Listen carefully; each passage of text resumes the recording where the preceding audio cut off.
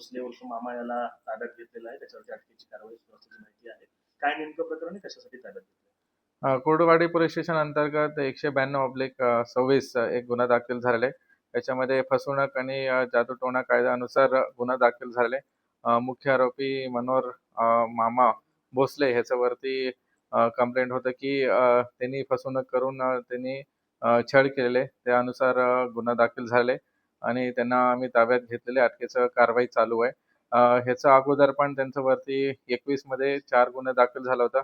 सोलापूर ग्रामीण आणि पुणे ग्रामीणलाही दाखल होता. ह्याच्यामध्ये खास करून बलात्कार, विनयभंग आणि परत जादूटोणाच्या कायद्यानुसार गुन्हा दाखल झाला होता.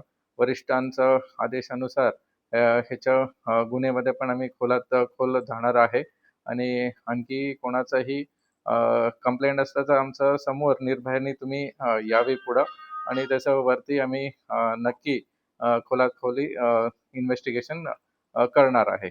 धन्यवाद.